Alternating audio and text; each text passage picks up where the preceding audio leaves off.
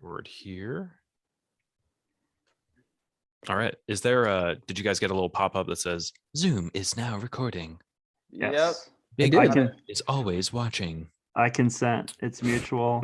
The fact that he agreed to talk to the three of us idiots, like, Hey, speak for Jer- yourself. are I you am re- dignified. Are you ready for your career to be over? I was looking at his Man.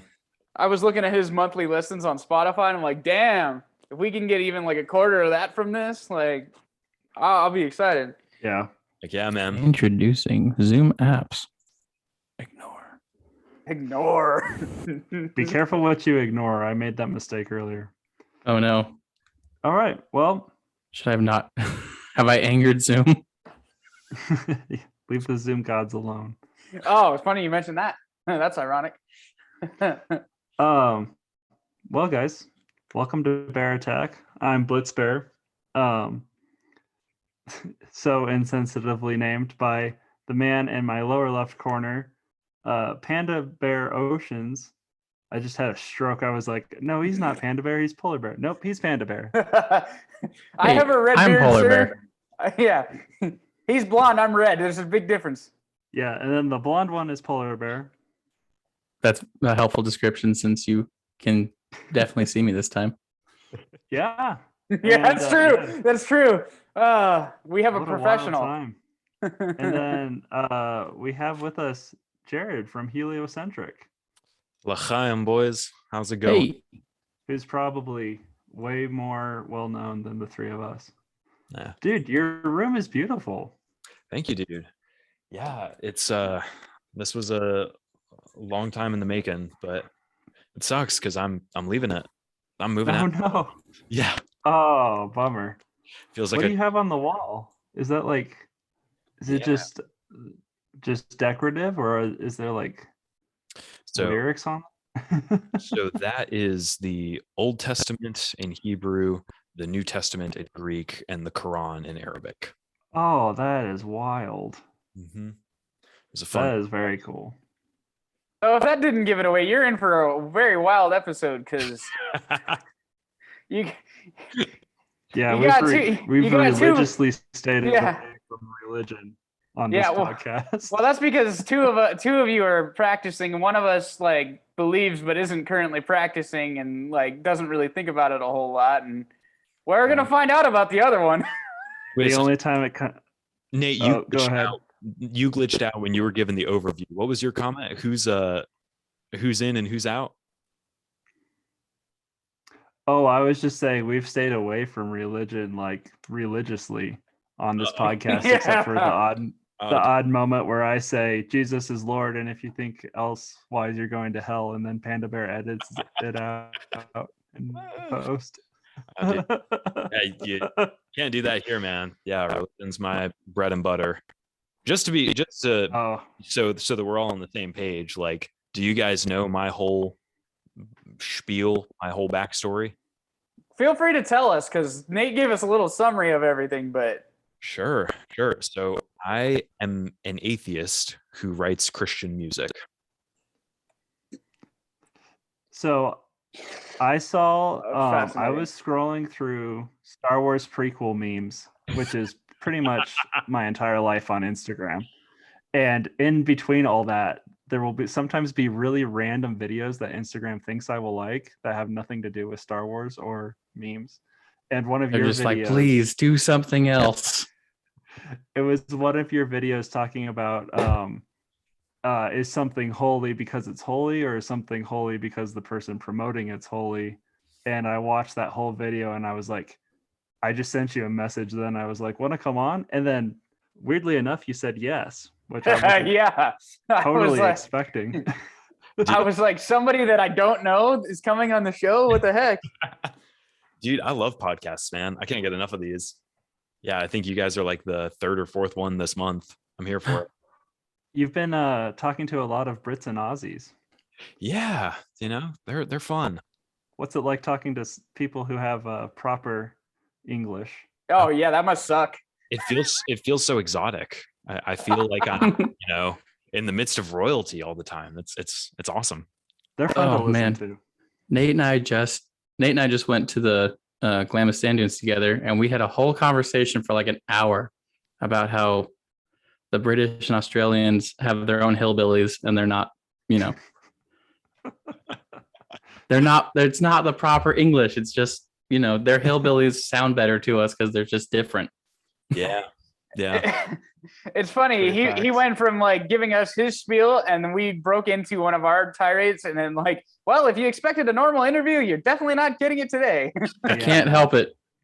Our forefathers fought a whole war so that we didn't have to deal with the British anymore. Dude, I will say that I'm still fooling around and being a hoe, but when I'm ready to like finally settle down, I'm going to move to Britain, because I'm going to be thoroughly upset if I get married to a woman who doesn't have a British accent. Ooh. Everybody's got a thing, man. Oh my god, I support that take. It's so cute. Anyway, it is. It's all good. Yeah, I'm telling. I forgot to show Polar Bear. There's this beautiful girl on YouTube who teaches English, and she's British, and that's how I learned English. Can I have her number? She has excellent teeth, dude. I'll send her to you. Well, I'll send you a link of one of her videos, and then it's up to you. Just her. She's through Amazon. Dude, literally like half the channels I'm subscribed to on YouTube are like cute little redheaded like singer chicks or chicks that react to other people's music, and they're all like, I'm just like, yeah, I have a type, you think? Yeah, a little bit. Oh god, yeah, it's real. So speaking of redheads and Brits and cute girls, you were homeschooled. How does me or Sam? That's what I know. No, I had to deal with that public school nonsense. I speak to myself in the third person sometimes. I was homeschooled. I just wanted you all to know that. There we go. And we can move right along for that. No, I thought that you mentioned being homeschooled in one of your interviews. Yeah. And I wanted to talk about that because I was homeschooled. Oh, no way. K through 12 or just for a little while? Yeah, K through 12. Jeez. That's hefty, man. Yeah. So my thing was I did K through 6th grade at like a pretentious private Christian school with the uniforms and everything. Oh, that sounds awful. Yeah, it wasn't a good time, and I hated it. Like those kids were awful, or not even the kids were awful, but just like the whole environment was awful. And I was a nerdy, creepy 12-year-old. It was the were you emo, or did you wish that you could be emo? Yeah, that's what it was. I wished I could be emo. You're digging up like some of the most repressed memories I have. I remember. Oh no, your self-image has snake bites. Ooh, yeah. Oh yeah. I was 12, and I had like tape on the back of my hand, and I wrote emo on it in all caps. I don't know why. I don't know why. So stupid freaking 12-year-olds do what stupid 12-year-olds do, but yeah, that was yelling so much, emo. So much cooler than me at 12. No, I missed like all the emo music growing up, and I just discovered it like in 2020 through the emos. Dude? Yes, actually. Yeah. My friend took me to an emo night, and they opened this cover band had a DJ girl open for them, and she played A Box Full of Sharp Objects by The Used, and I was like, this is the greatest song I've ever heard. and then I started watching the Emo's Not Dead guy on YouTube, and I am having a really good time. Heck yeah. I don't think I've ever told this story on the podcast, but when I was in the church choir, discovering Excellent segue. Were you in a church choir where you had to wear the robes and everything, or were you in a church choir where they hide you up in the balcony by the organ pipes? No. We had a little like alcove that we were in, and we didn't wear robes or anything. Like, no, I grew up Lutheran, dude. We're not like missed opportunity. I went to Lutheran private school. That's why I'm asking if you were hid up in the balcony by the organ pipes. No. So, I mean, our choir director's friends with Nancy Wilson from Heart, and then like this chick that was like a she was a soprano, and I was technically a first tenor, so I like bounced off of them.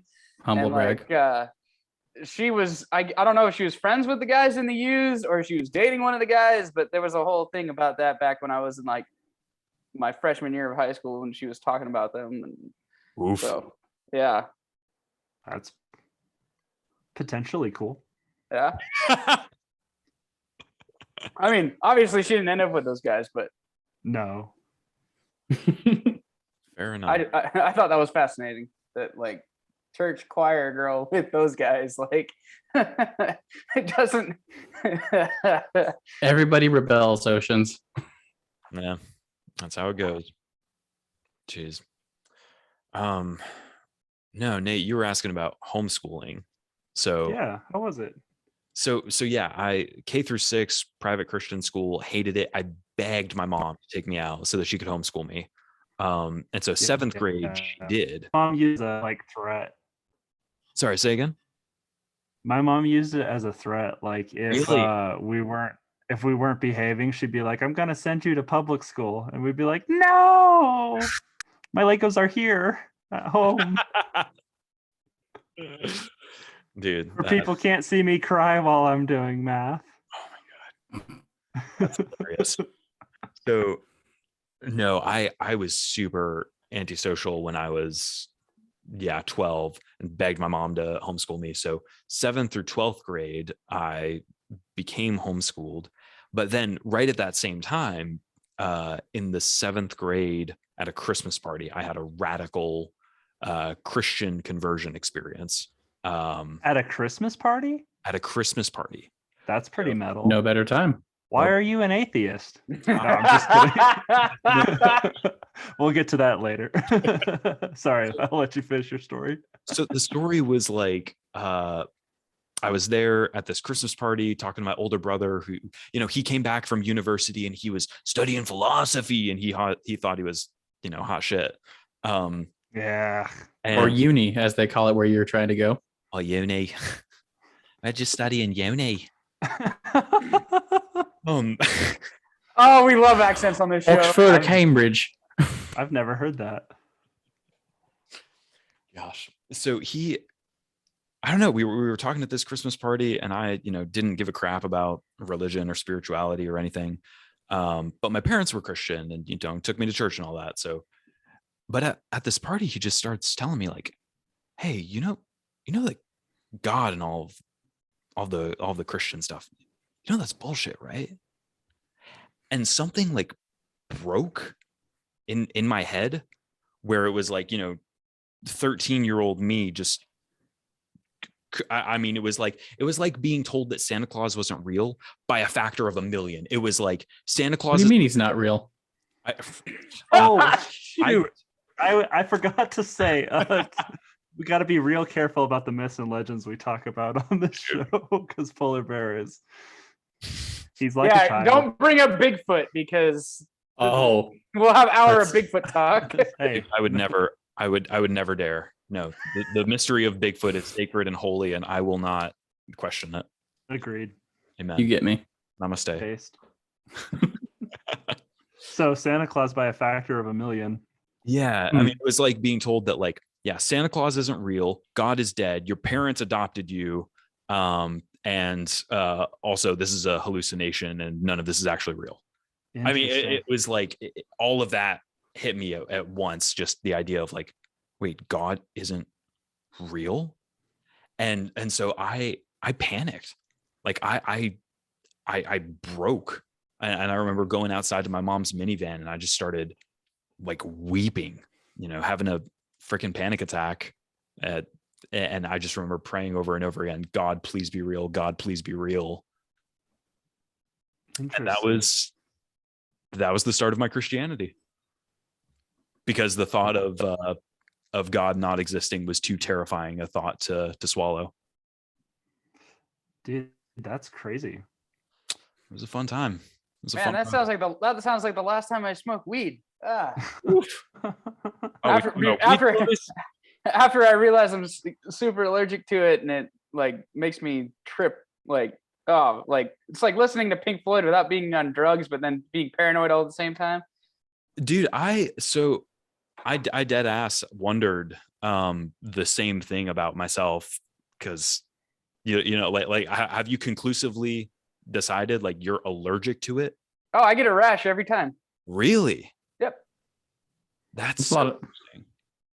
Because honestly, what I tell people is like the only thing comparable to the, you know, sheer terror and dread that I felt, you know, that moment when I was 13 was when I had a bad trip smoking weed. It was like the only time where, you know, my amygdala was just firing at like all cylinders, just fear. Yeah, there's nothing like it. It's that sounds horrible. Yeah, I can be like blackout drunk and like not even have that. So like, sounds like Mary Jane is doing you all dirty. She don't like me, man. She is a dirty, dirty beach. I know it's hard to believe looking at me, but never tried weed. It's Yeah. I have people in the Walmart parking lot come up to me and they're like, "Hey man, where's a good dispensary in this town?" And I'm like, "You're not gonna believe this, but I will try to help you out as best I can because I'm not trying to be a jerk. I just want you to know I actually don't smoke." okay. Hear me out. I've never done any drugs other than weed. Oh yeah, me neither. But let's take the jump in straight into DMT. Together right now? Yeah, live on air. Well, as it so happens, I don't have any on me. I'll go grab me my bottle of Maker's Mark right now. We'll call it good. Same thing, right? Yeah, totally. See the third heaven and angels eyes and everything. 2 hours of sleep, no filter, and then add alcohol. Yeah, nobody wants to see that. That's easy. It'd be quite a podcast for sure. Woo. It'd all be Patreon at that point. So of course, I think that this begs the question, what happened next? But we're gonna shelve that for a second. Just because I'm feeling like super ADD tonight. I don't know. I usually don't. Dude, I'm here for it. I'm like purposely making us lose the plot. But how'd you get into metal? Ooh, that's a good question. So, oh gosh, let's see. This is like when in the book of Boba Fett, when they go back to the Sand People. We're gonna go back to the Sand People for a little bit, and then we'll do what we call in the podcast back to Bigfoot when we get off the rabbit trail and back onto the main path again. Yeah, Real so deal, like the whole book of Boba Fett should just been him with the Sand People, and you know, we could have got to the rest later. For the first 3 episodes, it was. I know, and it was better. Objectively true. Yeah, so back to the whole metal thing. Like, did you like jump straight off the cliff and dive bomb with Meshuggah, or did you have like an icebreaker band? Yeah, so it's funny now that I'm older, I'm trying to like backtrack to what was my first like metal band? What was your gateway music? Yeah, what was your original drug of choice? Led Zeppelin, the Immigrant Song. That's yes, the song that I know by Led Zeppelin. Literally that's all I know. That I heard that when I was 5 and I was like, these are my people. That's my nice. That's my so I just remember that from Shrek 2 or whatever it was. the sequel of all time, cinematic masterpiece. No, I remember the first like metal band that I ever heard when I that actually like screamed was Demon Hunter. Yes. Which I have a Demon Hunter tattoo. Do you really? I do. Dude, I always wonder who are these people who have the Demon Hunter tattoos? Thank you, Nate. Now I met one of them on Christmas Eve in church. No way. I did. And that's the and I'm still looking for him. So dude, if you're out there, my number is 928. No, I'm just kidding. You can find it on most truck stop bathroom walls. We just added it to a Loves in Buckeye. There's a reason we call him Blitz for a reason. Wherever Panda goes, a Sharpie is with him. Yeah, because I go to so many truck stops. Hey, don't badmouth the truck stop bathroom. It's how it's the line that got my wife. No, shut up. No way. Yeah, like the second thing I ever said to her in like a Facebook Messenger, she said, "Can I have your number?" And I said, Yes, but only if you put it on a truck stop bathroom wall Get out! Oh, for distribution purposes only. That is magical. that's like a pickup line my freaking dad would use, dude. Oh, that is so. Success. I know that to be true because I know both of you, and that is 100% what would have worked on her. You'd find that kind of woman. Amen. It was going to take a special lady, so here she is. Truck stop bathroom jokes in a British accent. I don't know where you are. Over. Do they have truck stops in Britain? Are you going to be missing that part of culture? I mean, they don't have them in Canada anymore, but are they lorry stops? Yeah, I was going to say they call them lorries. Oh yeah. I knew a lorry in high school. She was a little lady, ironically. I had a crush on Miss Lori in high school, let me tell you. So, back to Bigfoot. So you had this crazy experience. God, I don't even know what question to ask next. Obviously, like whatever you want to talk about, but something went. What color was the minivan? Oh crap! Was it not red? It was gold. It was a gold Chrysler minivan. Well, that's ironic. Huh. It looked very holy then. Oh yeah, no, it was like there gold Chrysler, and the Chrysler, it's got like the angel wings or whatever. So yeah. Providence. Okay, so here's my question. You went from this grand epiphany next to your holy gold van, and then you went to you started the whole episode with, but I'm an atheist. Now, how does that like you go from this huge epiphany to the whole? What's with all that? Quite a journey. So, gosh, okay. Let me see. I'm gonna set the roadmap. So, all right, I'll buckle in. I'm gonna talk about metal, and then I'm gonna talk about how metal became part and parcel of my walk with the Lord. Same. Okay. So Demon Hunter was at 13.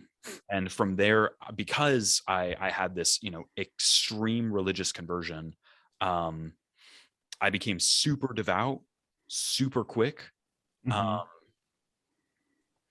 Gosh, yeah. So, I mean, like, to the point where I was the weird kid. And I mean, I was homeschooled, right? So like I had all this extra time to just meditate and pray and read the Bible. And we had just moved houses to a new city. So I didn't have any friends. So it was like, well, what do I do? I guess I'll just read the Bible and pray. And that was my world for years. And so, yeah. And at the time it was like, yeah, I'm trying to fill my brain and soul only with things that are edifying and holy and righteous. So I got super swept into the Christ core scene. So yeah, like, that was never good enough for my mom. She's like, their logo's a skull. Your mom really has a thing about skulls, doesn't she? My family doesn't like rock and roll. I hate to break this to your mom, but she has one. She has a skull. She only likes it with skin on it. If it's alive. One of those. Yeah. Yes. No, she is. My tattoo is a very hard thing for my parents, and I feel bad that and I feel bad that I'm getting more. The struggle. Gosh. No, so I mean, like, I got super swept into that whole scene, and I worshipped For Today. I worshipped Sleeping Giants. They were a like solid hardcore band. Idolatry, but good idolatry. Exactly. But no, I mean, that was like before I ever even learned how to play an instrument. It was like I had this whole I don't know, vision of myself as like being like Maddie Montgomery, the dude standing on stage being like, and Jesus Christ is Lord, and just screaming at the kids, and then like a breakdown hits, and it's like you're chugging and like everyone's moshing and hitting each other, but then like it's a word, so it's cool. And it's like that was my world, right? And it wasn't until I was 19 that I bought my first guitar. I don't know if you guys can see it. It's that black LTD 7 Oh yeah. over there. Hell yeah. So yeah, I was a freak and I started on a 7-string. Hell yeah. Get some of that. I knew I wanted to get down and dirty and drop A flat. Just And then you heard bleed for the first time and it was all over for you. oh, dude, it messed me up, man. Yeah, the things that Meshuggah does to your neocortex, it just scrambles all those neurons and pummels them. Yes. It's I beautiful. prefer my neurons. Prefer them sunny side up. No, scrambled all day Scrambled. Heck yeah. in like a frittata, you know. Fancy, but still scrambled. So when I bought my first guitar, and at the time, so you know, I was the most religiously devout person I knew, and that's not me bragging about myself. That's not me. I mean, just like looking at it from like an objective point of view, like I don't know. I was more religious than anytime I walked into a room. It was like I knew that I was going to be the most devoutly Christian person there. So even like the old ladies in my church, when they found out that like, oh, I listened to this heavy metal stuff, they capitulated. They were like, well, if Jared likes it, it can't be bad because Jared likes it. Dude, where have you been my whole life? Dude, so many Christian metalcore kids that are like, if I could have just had a Jared. Dude, I mean so many awkward conversations. Oh, dude. But I mean, like I was defending it, you know, like from day one, and you know, it was like using Bible verses to justify it. And it's like the old people in my church were like, well, he's praying more than I am, so I don't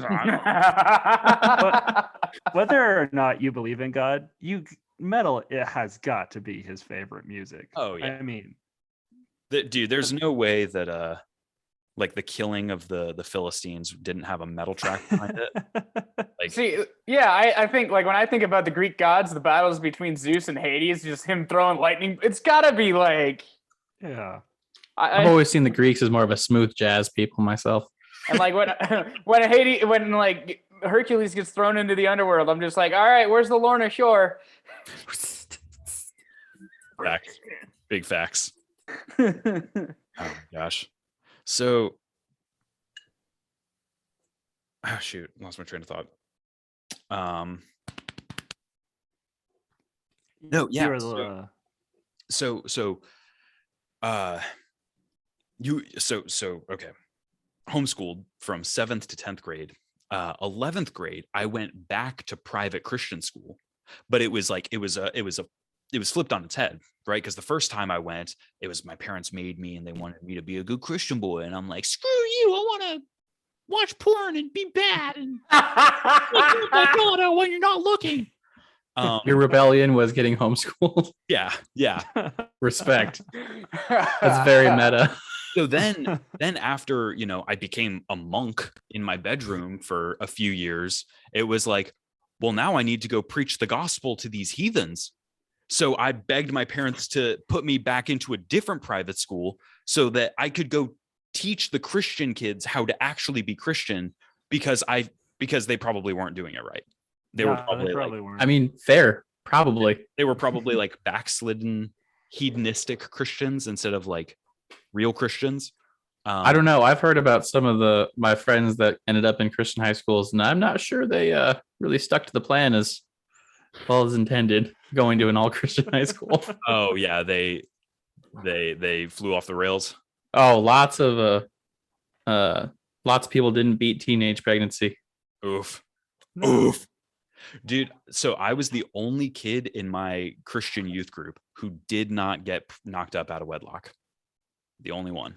The only one? I mean, that's just like a statistical weirdness. Like, I can understand all of them having sex because honestly, like once you get to be, well, I don't know how old you are, Jared, but I assume you're 27. Oh, he's exactly in the range. Yep.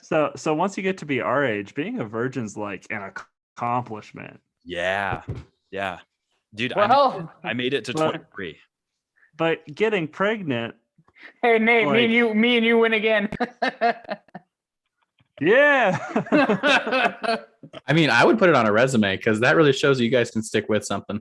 I mean, I know. facts. Like It's I look It's at it been as hard. not giving it all the bullshit pressure of having to do it, you know? yeah. I mean, relationships are hard. Sex is easy.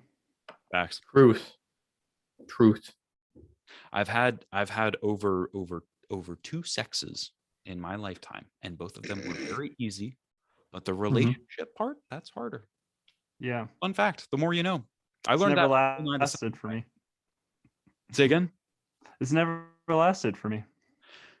It's a struggle. At least you had one. Like, True. How old are you? I just don't care. Yeah, round table. How old are you guys? 27. 27. Okay. How old am I? I'm gonna be 27, I believe. Yes. Soon. Well, dang, we should start a band, guys. Heck yeah. The 27 Club. So, I mean, we do covers on YouTube, so there's something there. hey. Yeah, we don't do anything as well as you do. And Oh no, not that we would be put to shame for sure. I'm not trying to. One thing I do want to say, Jared, is I never flatter anyone. I will probably say a lot of nice things about you through the course of this interview, and it's for no other reason than I want to say them, and I feel like you need to hear them. But Appreciate you make very good music. Thank you, man. It's been a lot of fun. But let's see. Okay, so high school. I went back to high school to preach the gospel of our Lord and Savior Jesus Christ to the hedonistic masses. Yeah, these kids are all getting pregnant. Like, I don't care if you want to do it, but Yeah. don't bring a kid into it. Come on. Oh, geez. Ruin that poor child's life. Big. Hopefully Bring- not, but Bringing the world down one child at a time. that sounds so Yeah. dark when you put it that way. And you get the antinatalist crowd who that's a whole other tangent. Anyway. He fits right in, guys. Okay. I'm sorry to throw another grenade into this, but was soaking a thing at this youth group? Is that no? Is that that's like the Mormon thing? That's a Mormon thing, yeah. No. I've heard Mormons say it's a psyop. It's not real. It's just like something that like the non-Mormons came up with. Except for I have Mormon friends who 100% did do that with their wives before. Yeah. Gosh, I figured it was kind of like the Mormon equivalent of like snake handling, where it's like, yeah, I'm sure somebody in the world has done it, but like I spent my entire life as a deeply devout Pentecostal. I never even knew somebody who has ever like handled a snake in a church like that. But you know, the rest of the world thinks like Wait, people are so this is the first time I've ever heard that phrase, and I think I know what you mean just right off the bat because it's snake very handling? descriptive.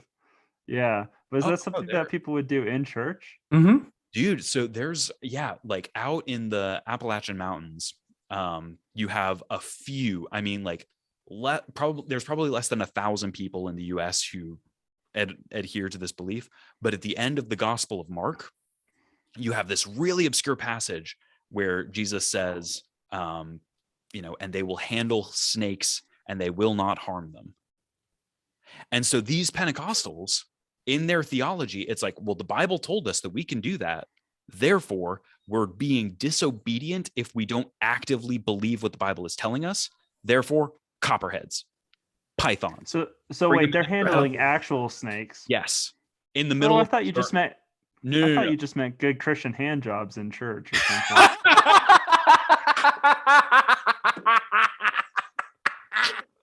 Maybe that's what. I had a feeling I didn't realize be we have like an exegete theologian over here, spitting truth, man, getting it. Jeez. Okay.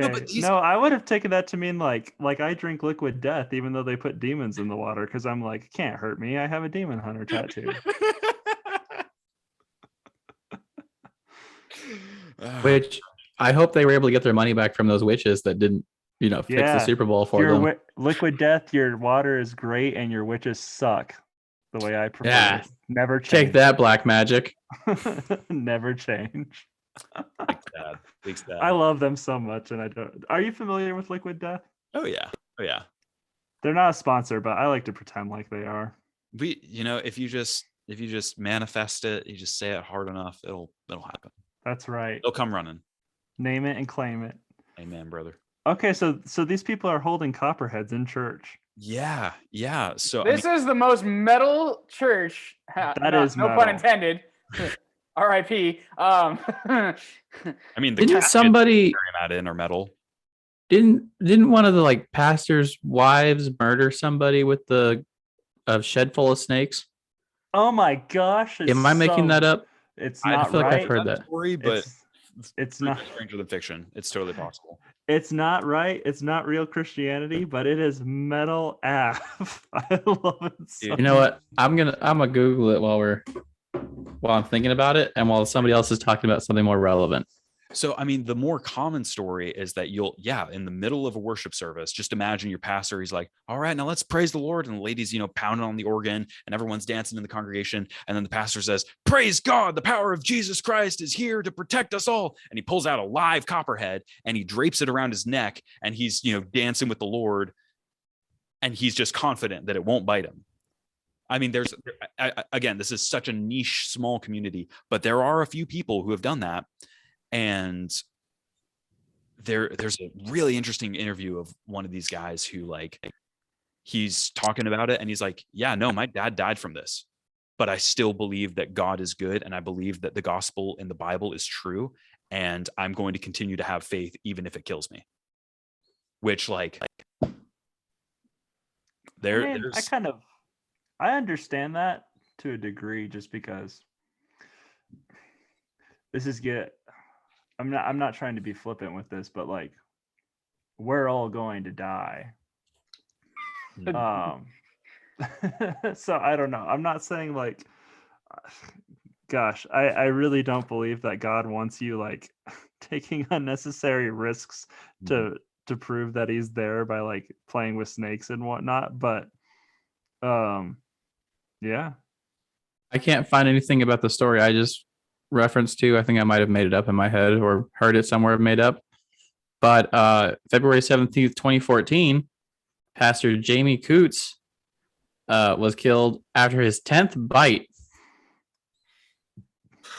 10th that day, or probably over the course of years. I think 10th over the career of swinging snakes like jump ropes. I mean, that's not that would bad. be. That sounds like a heck of a Cannibal Corpse album. That's 10 more snakes than me. He's handling 3 rattlesnakes at his small church. What kind? All right, so I was raised Lutheran, but I'm falling away from it, obviously, because whatever. But I mean, I still believe there's a higher power and all that junk, but I'm not practicing. But the heathenistic part of my brain went, "What an idiot!" Yeah, well, yeah. So can I do? Can I give a defense for him? I mean, can I play Sure. Ironically the devil's advocate? Except by devil's advocate, I mean preacher's advocate. I would love nothing more. So I was an ultra charismatic Pentecostal. So for me, what that meant was I believed that God still speaks. I believed that in the same way that God spoke to Jesus, in the same way that God spoke to Moses, in the same way that God spoke to Elijah, Abraham, Muhammad, if you're a Muslim, discard that last bit. But I believe that God spoke to Christians that way, and that it was possible for God to perform the same kinds of miracles that he did in the New Testament today. And, the only question was faith and whether or not God was willing. So I had gone to church services where I felt like God was telling me, you see that woman in the wheelchair over there? Go over there and pick her up, grab her by the hand, yank her to her feet, and tell her she's healed in Jesus' name. So here's the question, that's heavy, especially, as 14, 15-year-old to really be contemplating, like, am I going crazy?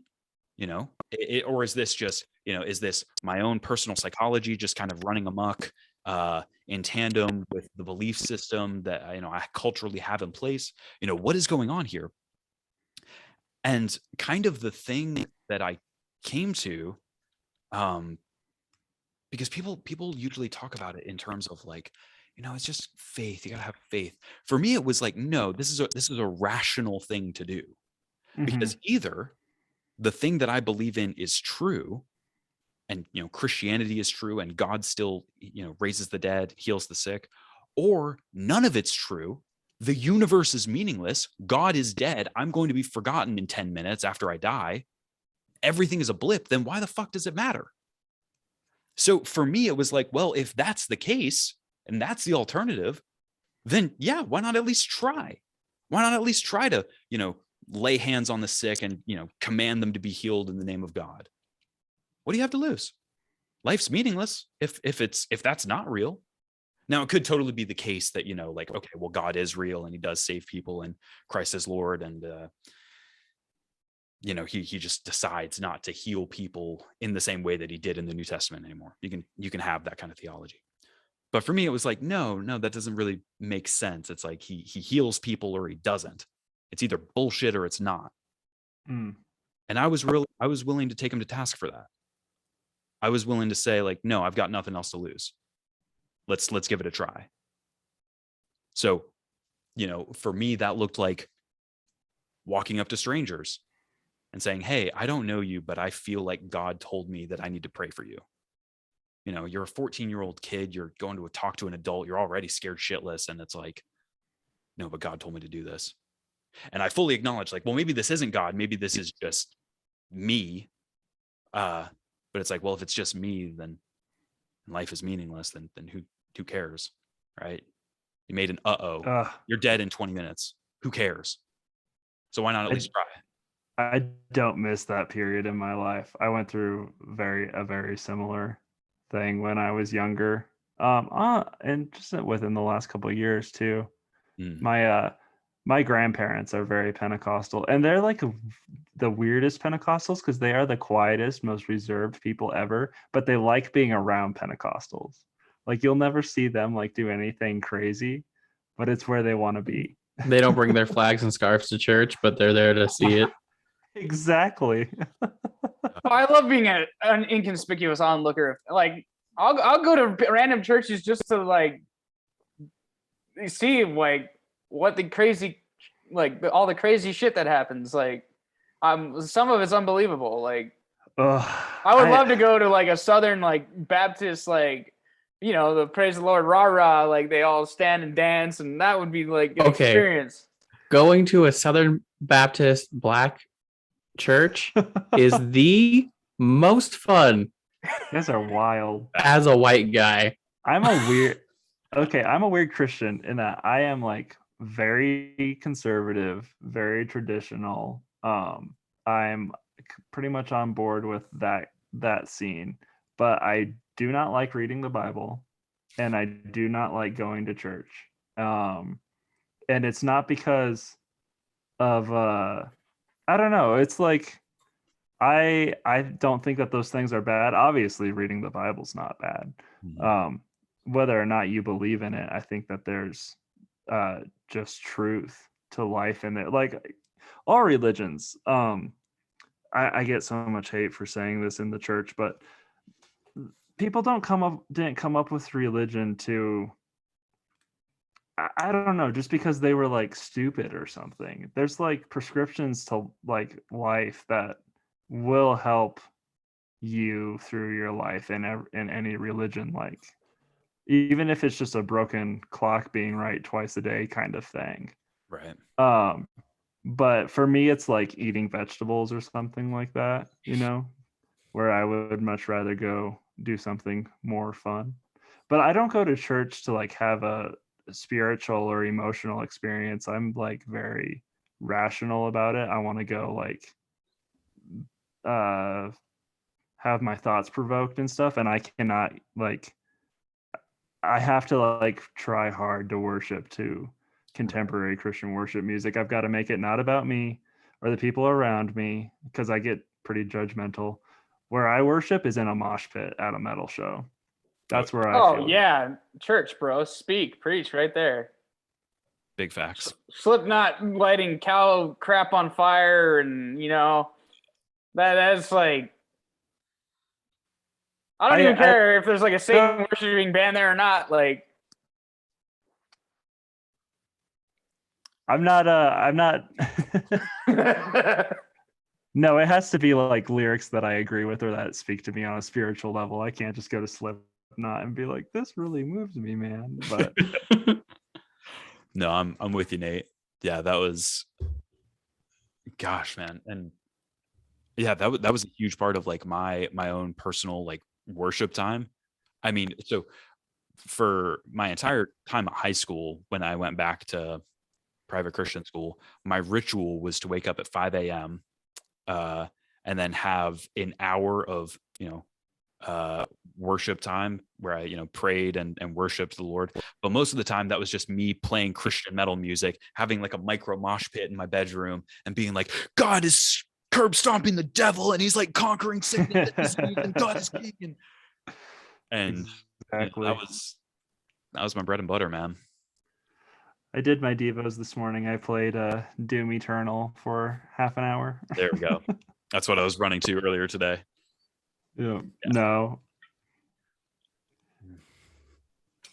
So that's all happening. How do you feel about Skrillex? Dude, so, was that the jumping off the cliff point? You're like, no, screw all this God crap, Well, this is where Nate finds out if him and Jared can be friends. This is a big part of the interview. First I heard the gospel of my Lord and Savior Jesus Christ, and that was really compelling. But then I heard Cinema by Skrillex, and I realized that I had found a new God. And so I tore the necklace, the cross necklace that I had around my neck, and then I just got a big subwoofer and just stapled it to my chest. And I realized I found my new religion. It's led by a man who's 5'6" and wears black skinny jeans. Yes. Oh man, that started a whole everybody's got hairstyle. Jeez. Yeah, does Skrillex still have the like long hair on three does. sides of his head and the one shaved? He does. Wow. Commitment. Him and Ronnie Radke. He just took a picture with Jordan Peterson, and it was more than my little heart could take. No. I'm such a fan, dude. Skrillex is like everything I am. I owe to Skrillex. Dude, send me that picture after the chat. That's gonna break my brain. I don't like how much I like it, because I feel like, I don't know, like it's so basic, but in a not basic way. It's like very me, but I feel like this must be how girls feel when the Kardashians do anything. Yeah. No, not any girls that I know personally, but I assume they're out there because I know who the Kardashians are, and I've never asked for that knowledge. They're out there somewhere. Somewhere there's a woman who is like currently reading about what Kylie Jenner is doing. Right? Is she a Kardashian? I think so. Yeah. Yeah. Cool. They all sort of blend together for me. Fair. The Jenners and the Kardashians are related somehow. I don't know. Pete Davidson's trying to get them all as like a collection. Date them all. He's going to put them all in a hydraulic press and then sell them as NFTs. Oh God, that's another rabbit hole right there. So before we go down it, Skrillex. Back to Bigfoot. So I loved Christian dubstep as like a side hustle of Christian metal. So sometimes it was interesting. Praising the Lord through Christian metal at 5 a.m. Other times it was, Is Christian dubstep just like remixes of VeggieTales songs? 90% of it, yes. Perfect. I could never find any good like Christian dubstep artists except for Solomon Olds from like Family Force 5 and Capital Kings. But that's like the one genre of music where the Christian stuff didn't work for me. Everything else, like Christian rap, Christian metal, I'm all about it. There was one guy named Wave Dude who, but then a lot of them were just like Christian dubstep compilations that I found on YouTube. Yeah, like an hour and a half long, but it would be like, "You are God." It's not music that's meant to like explore themes. I don't think. Some of them did it well. Some of them it was like actually kind of like cinematic and like, whoa, this is like brain breaking. If it was like, I don't know, I can imagine it being done really poorly and then done decently well. There were some who did it. I'm gonna check out Wave Dude. I don't even know. Is that what you said his name was? Yeah, that was his. Look up. Nah, he's good old Wave Dude. I don't even know if he's still Christian, but look up Wave Dude. You are God. But anyway, yeah. So when I was in high school, I got interested in the prospect of making music, and I was like, yeah. The only problem is I don't know how to play any freaking instruments. So no, ain't that the struggle? Right. So you download Fruity Loops and you start, dicking around with the software, and you make a few like sermon jams. I don't know if you remember any of those. Those were popular like back in the 2010s, like the early 2010s, where it was like, you would take a sermon of John Piper or the Pope or whoever, and you'd like put like a sick beat behind it, and then you would like the last word of the sentence, you would be like, and that's when God said, go to the nations. Yeah. So like I made a couple of those that were super cheesy and cringy, and so I didn't know about them until later in life, but I have a lot of friends who went to like Bible college, and then I ended up working at the Bible college that they went to. What college? Calvary Chapel Bible College. Okay. I want to say Bridal College because Spring by Spring is a very real thing. Not for me. Damn it. But you, dude, and you waited. Yeah, I don't know how these Christian girls are so blind. They're missing out. Thanks, man. Agreed. I think it's the long hair. Chicks don't dig long hair. What? Bull crap. Well, some days you do have like the Forrest Gump at the end of his run. I'm going home now with the beard right now, but other days you clean up real nice. Dang. Dude, this is like, I'm most attracted to myself when I look like this, but I guess I'll have me forever. Yeah, Sam, quit giving my boy Nate body dysmorphia, dude. What are you doing? Well, I got to keep his ego down so he still fits through normal doors. Yeah, he won our game show in season 3. We got to keep that ego in check. He can't have the big head all the time. That's right. You all shut up and listen to me ask the next question, because I am the king of. So back to Bigfoot. This interview. So I said back to Bigfoot, and I'm not gonna go back to Bigfoot. First of all, I lost my SD card. And adjacent to Bigfoot. It took me a long time to realize this, but I need to have something in my hands to pay attention.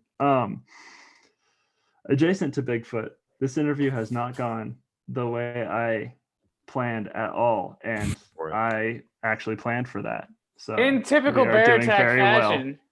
Yes. As much as we attempted to prep. We knew it would no be plan. Like no plan survives first encounter. No.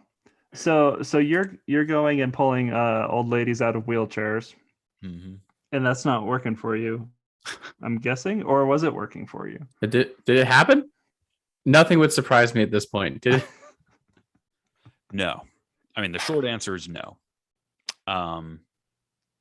Occasionally it's like you pray for somebody, and then nothing happens in the moment, and then 3 weeks later it's like, oh well, praise God, the cancer has gone into slight remission, or like you pray for somebody with a headache, and it's like, oh, my headache is gone, praise God, right? It's a micro miracle or something. And that's the thing that's like weird about the Pentecostal movement, is it feels like you're always one connection away from a miracle.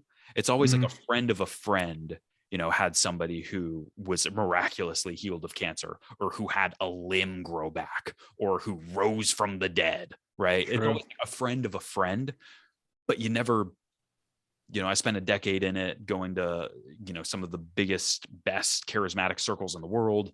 And I never saw any of it firsthand. Interesting.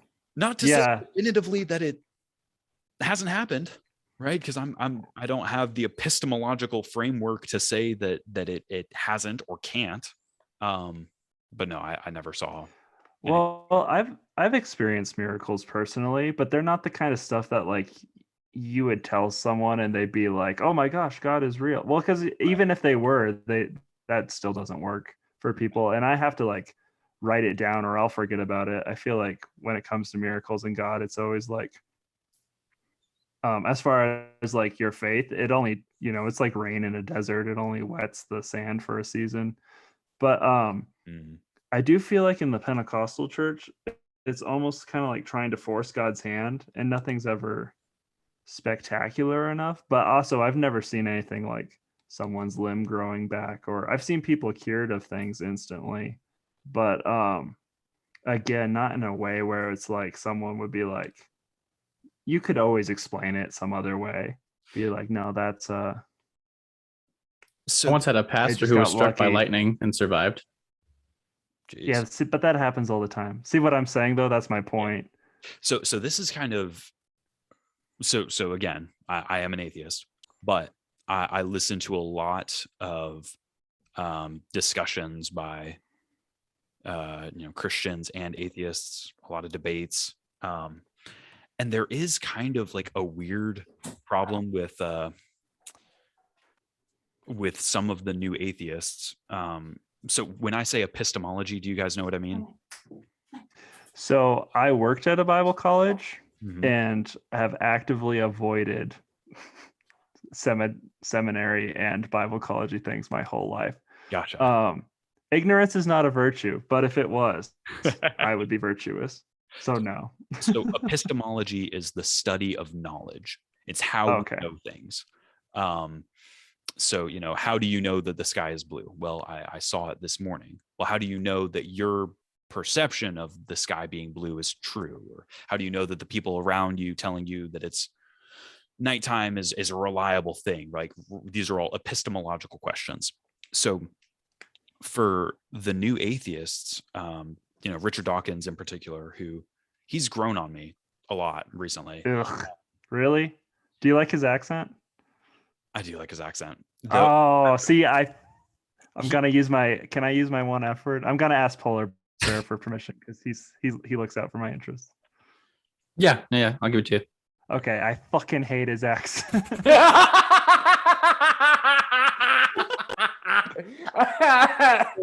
I once hated his ass. I disliked him a lot more than I do now, and I think I've grown on him. He's grown on me a little bit, and I mentioned this to a Christian friend a little while ago. I think he's done a lot for the Christian community. 100%, I agree with that. I think that he's kind of shaken out the chaff, as it were. Richard Dawkins has done so much for my faith. He also almost made me leave the church, but I don't want to take up our whole interview with that discussion. But I did start reading The God Delusion, the audiobook version of it, so I had to hear him and his wife, or whoever the heck the girl is, talk to me in their pretentious British accents. And they're not cute women who teach English on YouTube. But that's neither here nor there.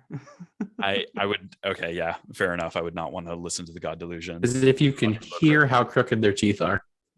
That's so bad. We have listeners in Britain, I'm pretty sure. And I'm sure that your orthodontist went bankrupt, and I'm sorry to hear that. We have plenty in America, though. Come on over. There is a reason the show is called Bear Attack, and it's not because we had to give ourselves bear names, okay? It's true. I came with mine, so... We'll randomly be having some tangible conversation, and we'll just start attacking some random... One of us will jump on something, like blood in the water. I have strong opinions about strange things, and I'm comfortable with that as a person. I'm here for it. Absolutely here for it. So my big question is, you go from this devout, like, altar boy dude that I'd probably punch in the face to he doesn't like what you are now. Like, how do you, like, did you just get discouraged because your miracle healing wasn't working, or what? That was part of it. Yeah. What were you saying about Dawkins? I feel like I stun grenaded the conversation. Oh, you were okay. So I'll answer that really quick, and then I'll answer Ocean's question. So with Richard Dawkins, all I was getting at is that there is kind of a weird question of, like, you know, when you ask Richard Dawkins, why don't you believe in God? His answer is, well, I would like a little bit of evidence. And that's usually sufficient, right? He says, like, oh, I want, you know, some kind of proof that God exists.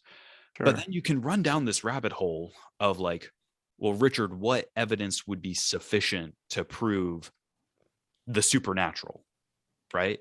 And you can start playing this scenario out, and you kind of run into a ditch where it's like, okay, well, Richard, let's imagine that Jesus Christ appeared out of thin air and stood on the stage right next to you. Would you wouldn't believe it?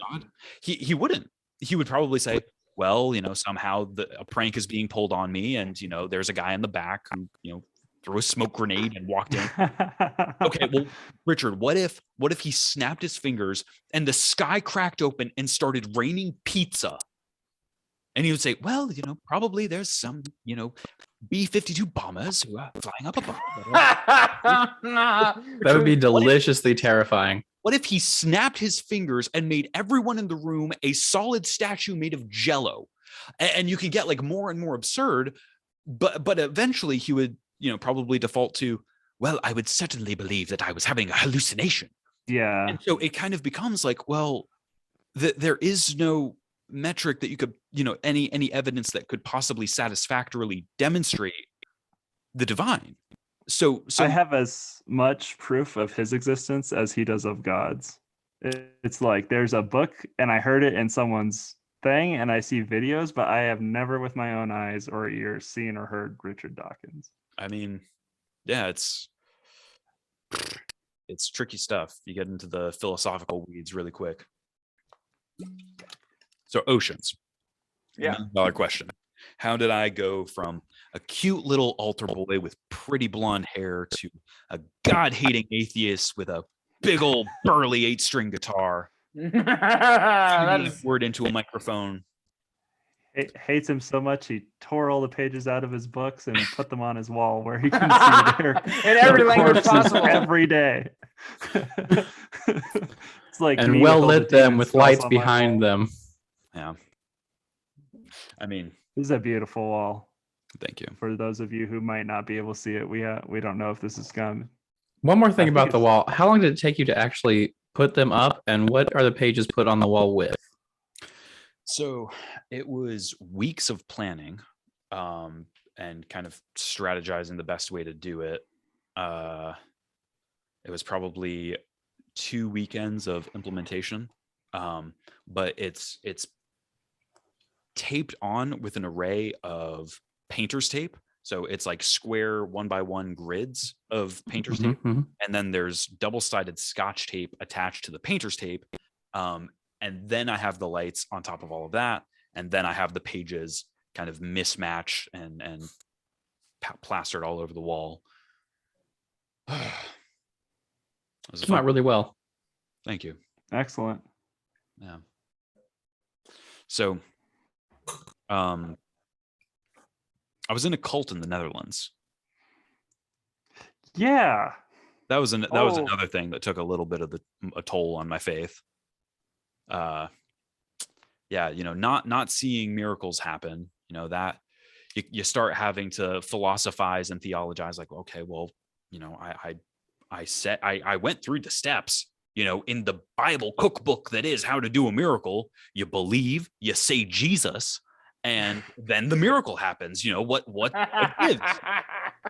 And so you start rationalizing, like, well, maybe God didn't want this lady to be healed. Okay, well, it's not nice, but okay, maybe. Or maybe God will heal her in the future. Okay, maybe. That's fair. Or maybe God healed her in a spiritual sense, but her physical body remains in pangs. Maybe it's something like that. And so you start having to do all these mental gymnastics, and it's exhausting trying to figure out what's happening behind the curtain, right? You have the physical and spiritual, and there's this big black curtain that nobody can see behind.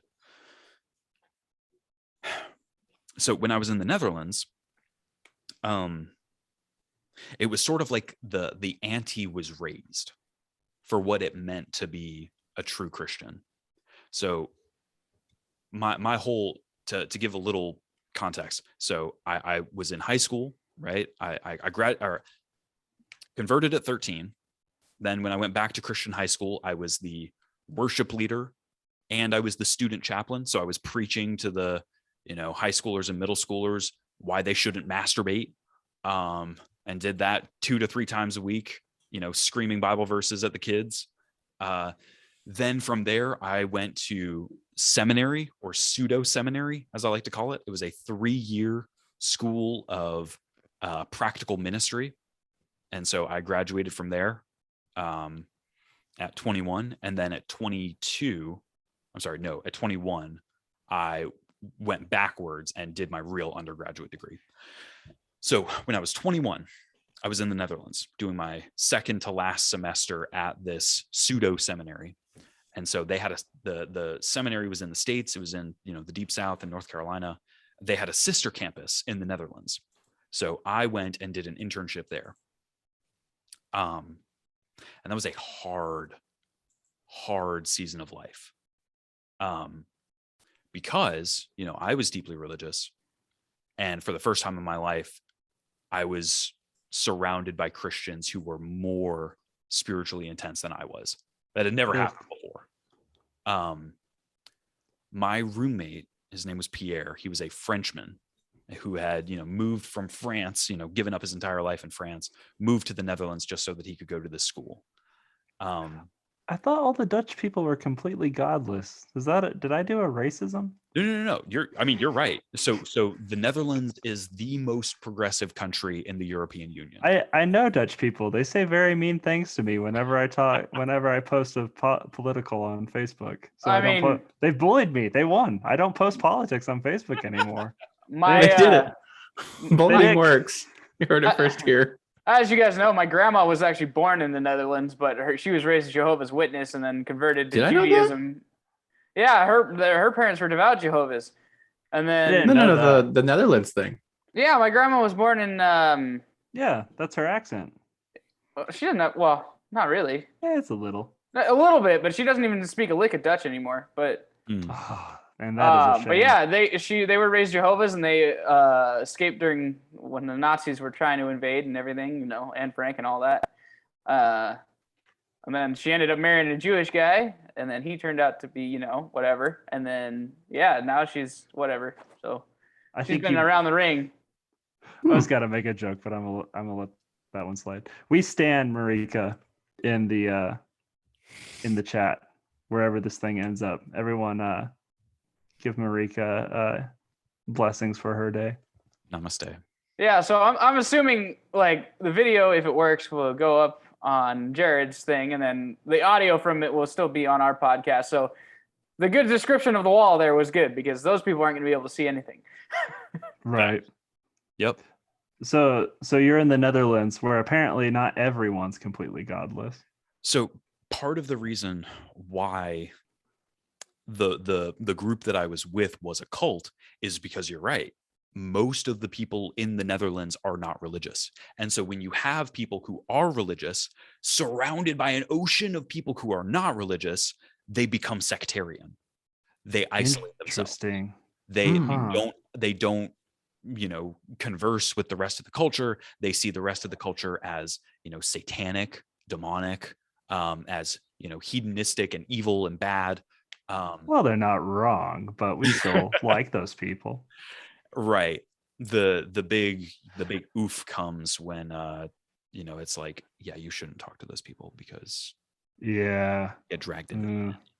Well, but so my roommate, just to give like a context of like how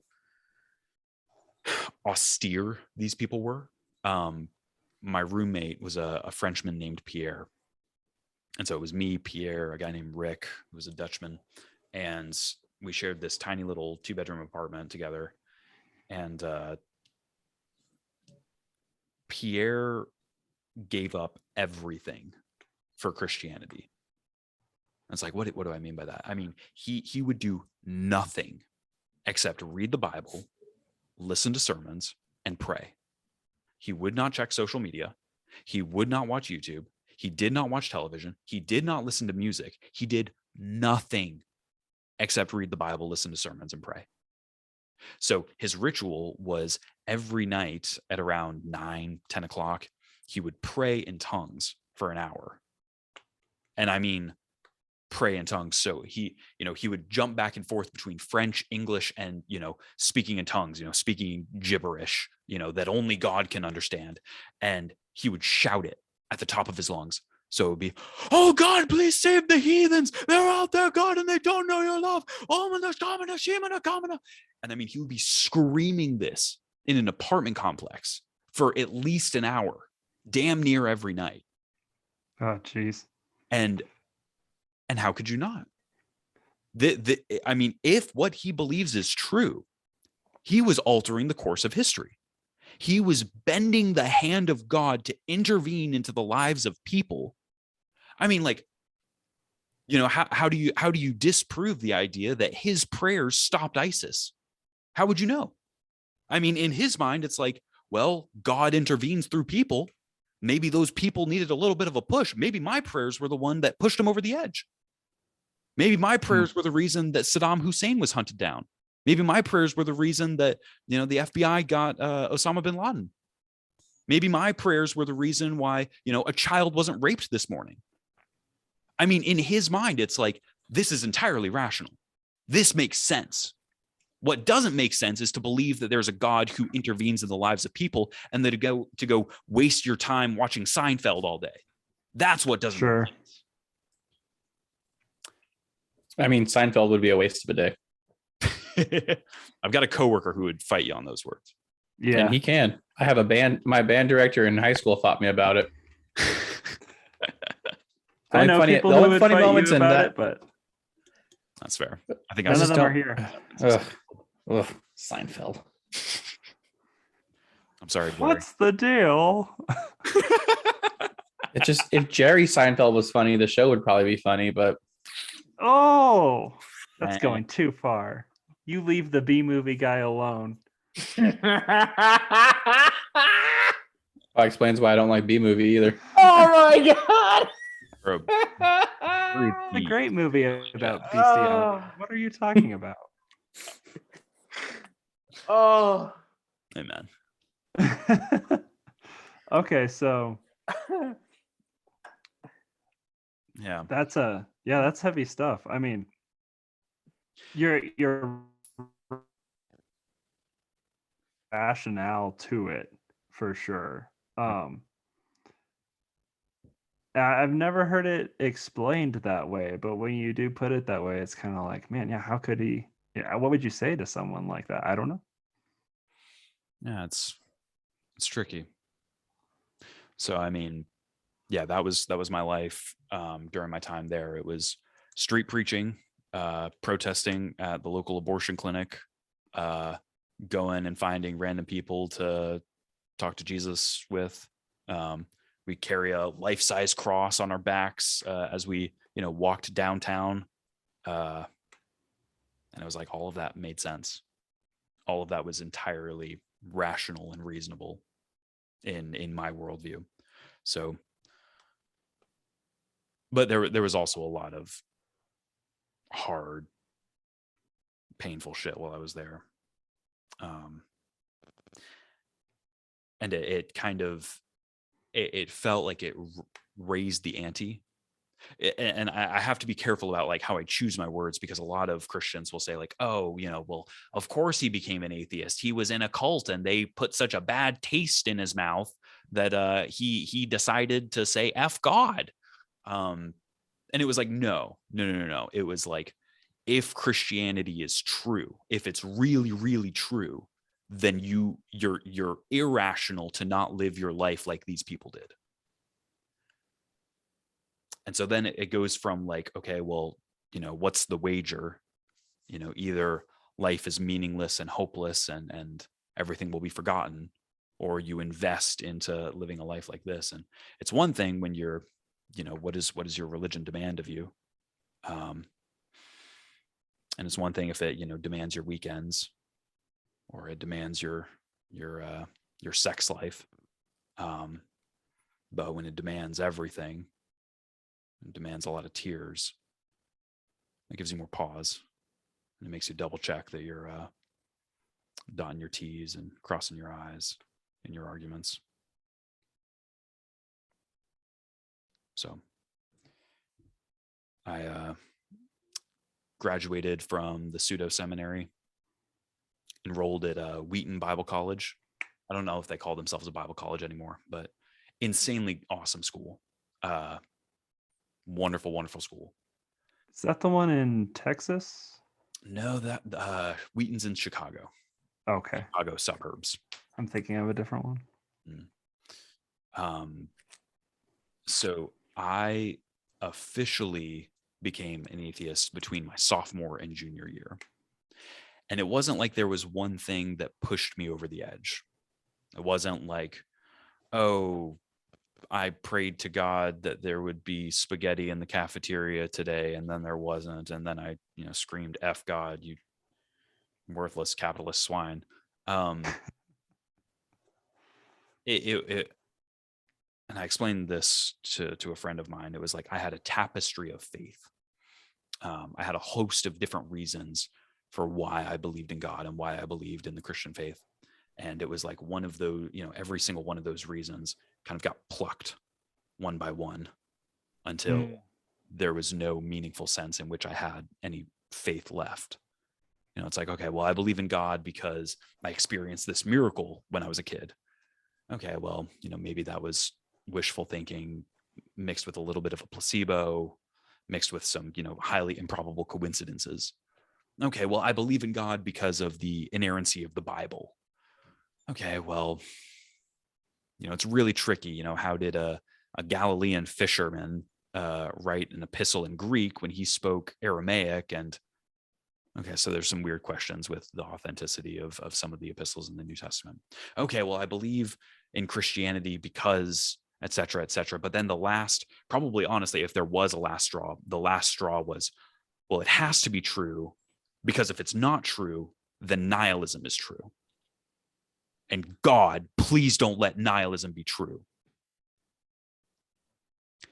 And then I finally came to an age where I was mature enough to say, maybe it is. As much as I don't want it to be, as much as I kick and buck and scream against the idea, I think it is. So that's where I'm at. That was my next question is, so would you call yourself a nihilist? I do. And honestly, I kind of respect that a little bit because I call myself a Christian nihilist, where Interesting. I think nihilism is the only rational way of looking at the world with an asterisk. And the asterisk is, I don't believe it. And I almost feel like we kind of mirror each other in a way. Maybe I'm completely wrong, but like, I feel like you look at the world like you've said in like videos and stuff, you want Christianity to be true, but you don't believe it. And in a way, I don't want nihilism to be true, but I think it is, except I don't believe it. And that's because I think it is, there's like a question of faith where you have to like decide what you believe at some point, and you can't answer all the questions, and you go, well, here's where I'm going to stand.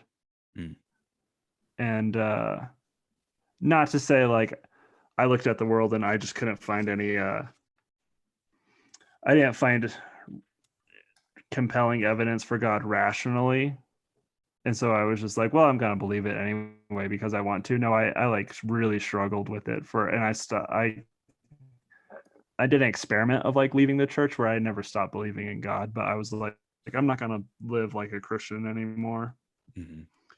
during that time, I had to kind of come to grips with what I really believed. And honestly, it was metal music in a lot of ways and I never thought that I would say this because I kind of hate people who are like, music saved my life. But then it happened to me. And yeah, it was just like, I listened to Oh Sleeper's Bloodied Unbound album, and that just God spoke to me through that. And I was reading Richard Dawkins at the time, and then I got this book called I Don't Have Enough Faith to Be an Atheist, and I was going through all that, and I just eventually kind of came to this place where God was aligning things for me to like see things in my life, and I really think that that's kind of where I came. It all just came together for me. And I was like, I will never have all the answers. And anyone who says they do is a fool. Yeah. But or they're selling something. Or they're selling something. Facts. But if you're not going to believe in a higher power, then the nihilism, I think, is the answer.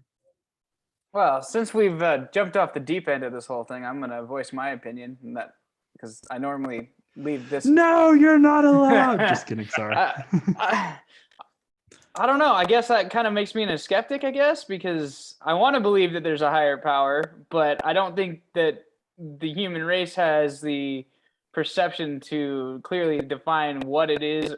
Actually, it is. Like, who knows? There could be celestial pulling strings on us. Who knows? Right. Like, but like I was raised Lutheran, whatever, so I have that implanted. Like, I pray once. If something's bad happening, like, I resort back to praying every once in a while, but I'm not going to practice it every day, and it's not something I think about, but I'm like, it's there. But like, I used to think, because my dad, like, he's an atheist. I don't know if he's really an atheist per se, but like, he doesn't believe in God, like, because he was screwed up as a child. Like, he had to go door to door with his grandma with the Jehovah's, and his dad made him go to Hebrew school, so that would fuck anybody's mind, you know? Sure. And so, and me growing up Lutheran, going to church with my grandparents, I always thought my dad was like weird. But now that I'm older, I'm like, there's some weird like perspective there. Like, you just don't know. Like, well, you believe what you want to believe, but like, you just don't know. So I'm like, maybe I'm a skeptic. Do you ever pray anymore, Jared, just because, or like a wishful thinking kind of thing? No. Occasionally, and this is kind of an interesting like psychological question. We're moving outside of the realm of philosophy and into personal psychology. Sure. For some people, it's like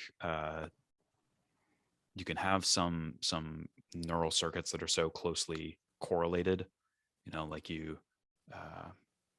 see a painting and it makes you smell a certain smell, or like you hear a song and it like places you back to like a certain location.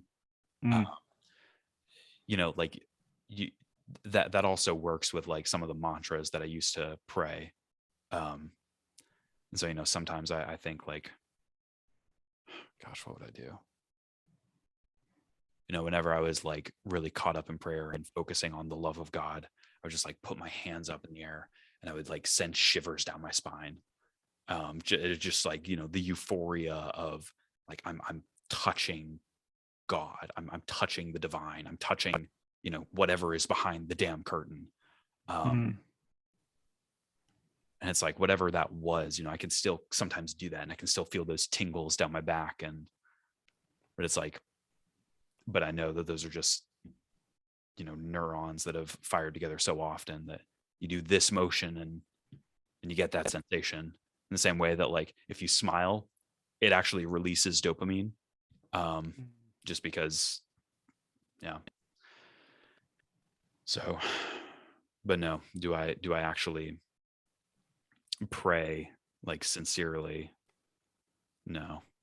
And that nobody's really asked me this, because I came out of the closet as an atheist to my fan base about almost a month ago now. Oh, so you had like that experience as you were a Christian artist, and now you're not. So here's the segue. I mean, I still consider myself I still consider my art Christian. That's crazy. It's freaking banana. Like what? I love that because it's like most like Christians in a band, they'll be like, "Oh, we're Christians in a band, but we're not a Christian band," and you're like, "I'm not a Christian, but I'm a Christian band." Flip it on its head, dude. I like it. I'm about that. So the video that you saw where I'm talking about Donatism and, is it possible for a Christian to be edified by something that wasn't made by a Christian? That was my response to the critics that came out of the woodwork saying, "Oh, you can't make Christian music because you're an atheist." And my response to that was, well, it doesn't matter, because something is holy because it's holy. Church history says that definitively.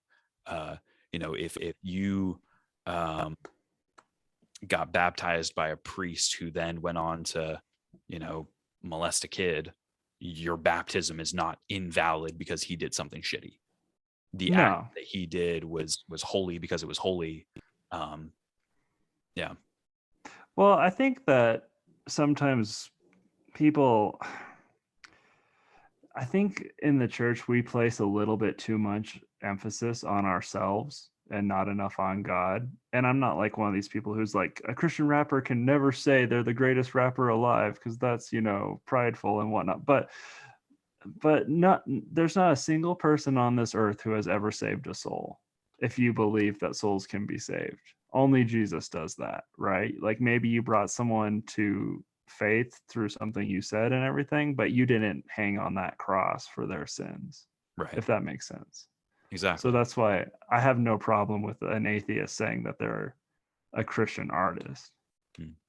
I'm gonna piggyback. So I watched your video on the whole explanation of the song "Rung" and all that, and it got me thinking. I'm like, yeah, and part of me resents religion because it causes all this freaking violence and and.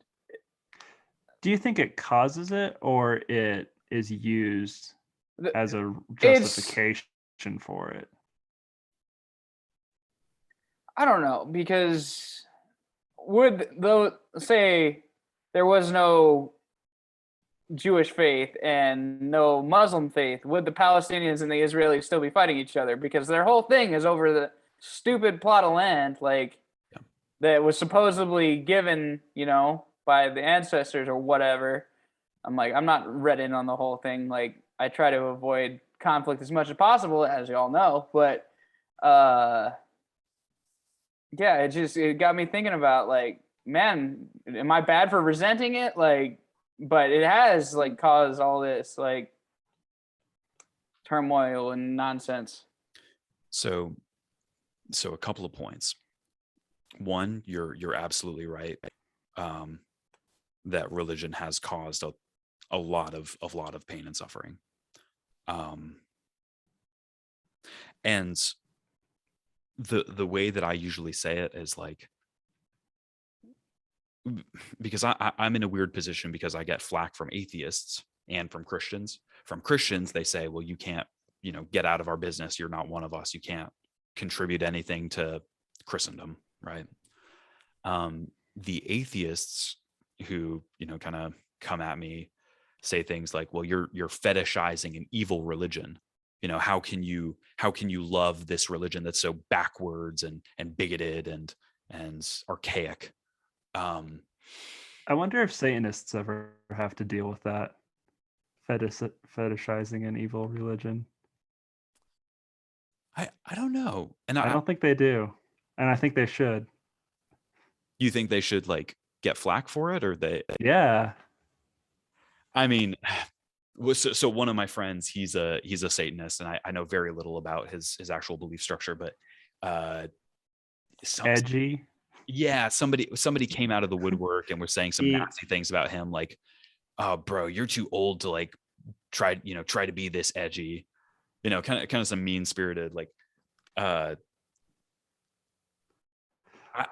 think it's I think it's like a mean-spirited like camp to put yourself in. I don't know. I could get us off on a whole tangent about this. I have like, it's like one of the very few things I have just incredibly little respect for. But I think it's because it's such an anti thing. Right. It's literally the polar opposite of what you were like trained to be. So yeah, but intentionally so. It's not like Muslims are like out there going, oh, we hate Jesus or something like that. Or, you know, they just, well, I guess some Muslims are doing that. But for the most part in America, we don't have anyone like being like, my religion, I don't actually believe anything in my religion. I just say that I'm this because I hate your religion so much. And that's what Satanism is by and large. I'd have to. I mean, that one more. But yeah, I'd have to read up more on Satanism because it's never been something. I'm like, do they actually worship the devil like Christians worship God, or is it more of we hate God, therefore we're this other thing? It's not very organized by and large, but generally speaking, no. There's like more than a dozen different denominations or camps of Satanism, and I haven't had the energy to try to figure them all out. But what I was getting at with, you know, like, okay, religion has caused all this turmoil and suffering in the world. Yeah, sorry. It has, but there's two things that are tricky with it. The first is that your ideology does not dictate your actions. For the vast majority of people, the psychological literature on this is clear. You can read, what's his name? Jonathan Haidt. His book, The Righteous Mind, is all about religious psychology and the psychology of morality. So most people imagine that it's like, okay, well, I'm going to figure out my worldview and I'm going to let that dictate my actions. And so I have decided that it is always right to give to a homeless person, therefore I give to a homeless person. In reality, that's backwards. People live by their gut and they do what feels good. And then this entire structure of morality that we've set up is us trying to justify ourselves so that we can be in the right and that the people we dislike can be in the wrong. That's where we draw the line.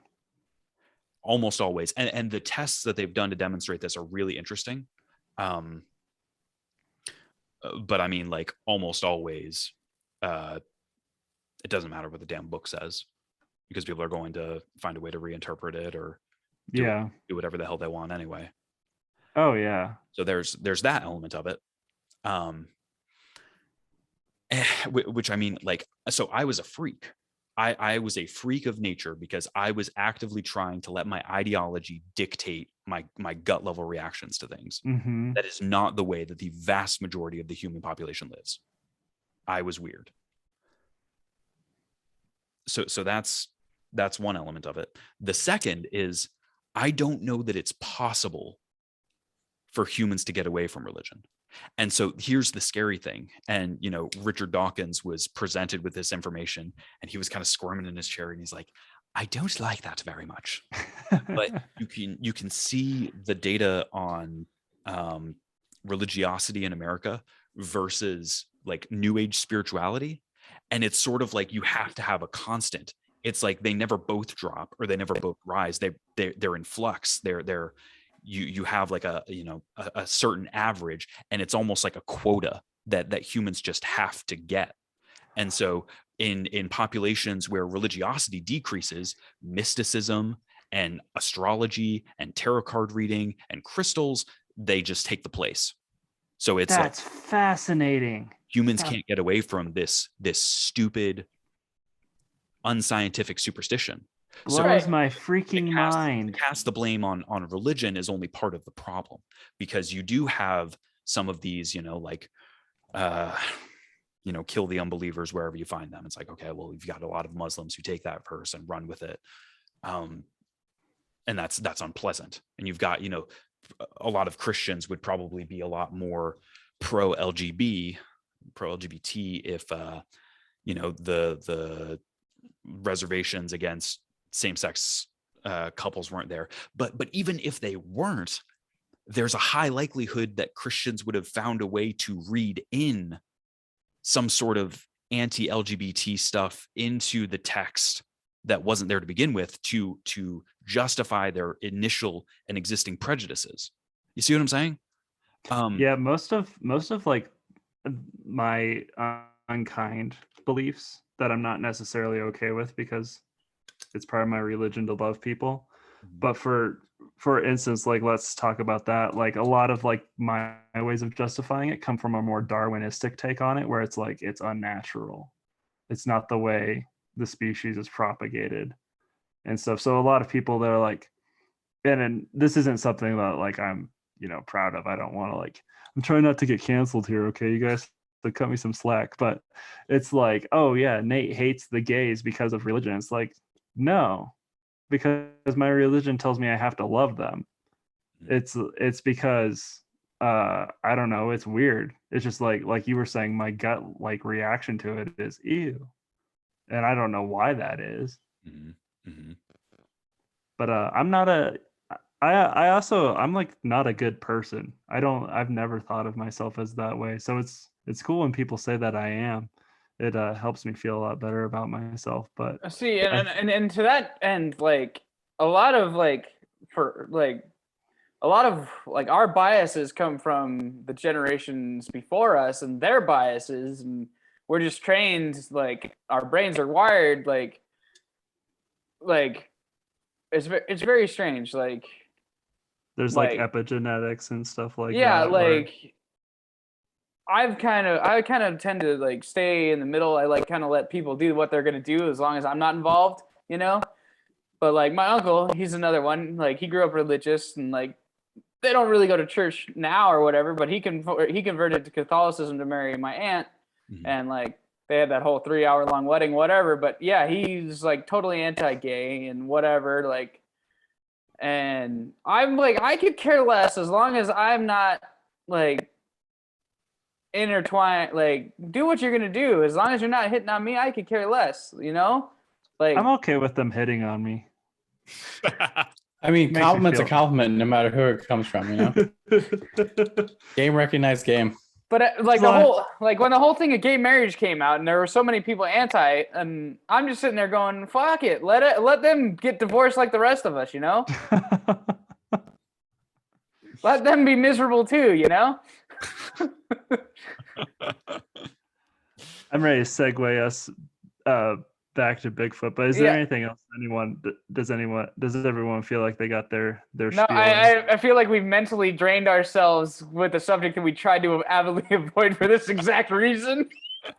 Dude, Jared, I appreciate you so much for talking about this kind of stuff, and I think it's so cool that you show up. And I mean, that's God, dude, heavy stuff talking about I don't know if I'm right, but I hypothesized that the reason you had that experience on that Christmas was because you were like brought face to face with existence, like itself. Like you've got to be like the world is like, and it was like a binary reaction. It's either this or that, and that's terrifying. And then that's where you live now, making with heliocentric, and that's kind of like the themes you explore. And I love it. I think it's so cool that you're willing to put yourself out there like that and relive those things, because they're fucking heavy, dude. Like you can't write any music that's that heavy, but that's probably why metal is best served with these kinds of things, is because it is a heavy genre. Yeah. See, and I think it's like funny that you enjoy it so much, being the like, I'm not going to say ultra Christian that you are, but you believe strongly and all of that. And like him being an atheist and writing Christian music, I feel like you'd be on that wall where you'd just be like, he's not in a position to do that because he doesn't believe in XYZ, you know? Well, but you treat it very reverently. And that's the difference between someone like you and say maybe someone like do you listen to Behemoth? How do you feel about Behemoth? They've got some bangers. I don't know what's his name, Nurgle. Nargle, yeah. Nargle, yeah. I don't know his philosophy, and so I can't speak to like his lyricism or Pretty sure he's a Satanist. Yeah, and then But again, like I don't know what that means for him. an atheistic Satanist, yeah. He seems like a cool guy, and but he also just seems so angry. Like he's built his whole like career off of being against this one thing, whereas you're doing kind of the opposite of that. And I think that's what I like about it. Well, so there is the question of, is what I'm doing healthy?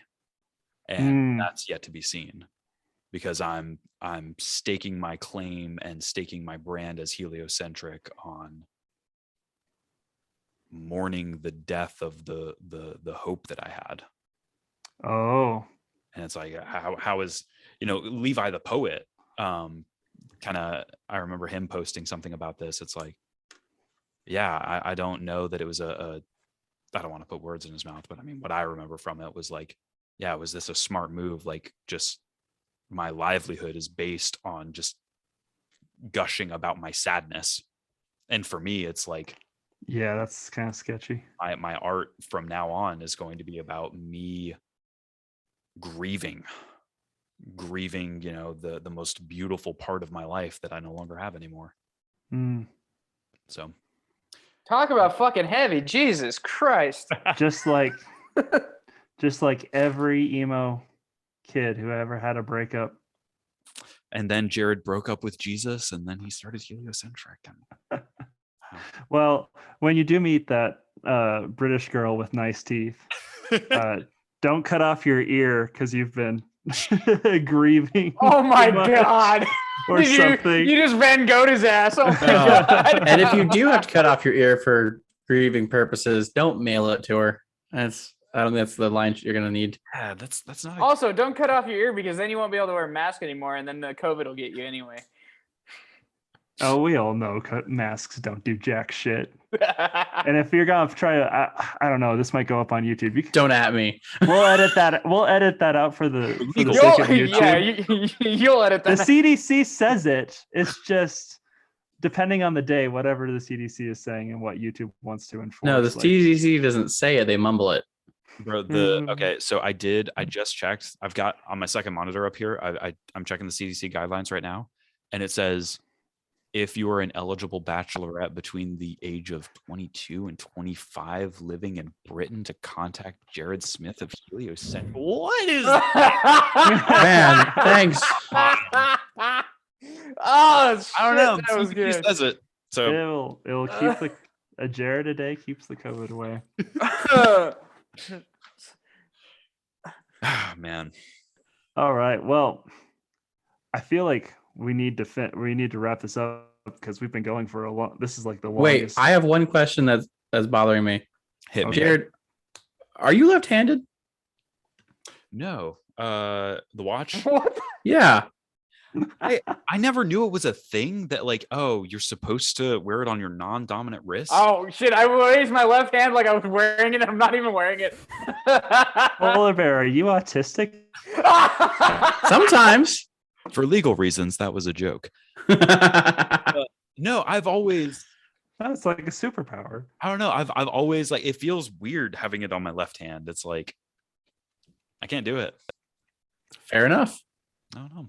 Oh, that gives me a question for Patreon, but I'm not going to ask it here. I've got so many. I want to ask you about the most important part of any music. Okay. It's the album art.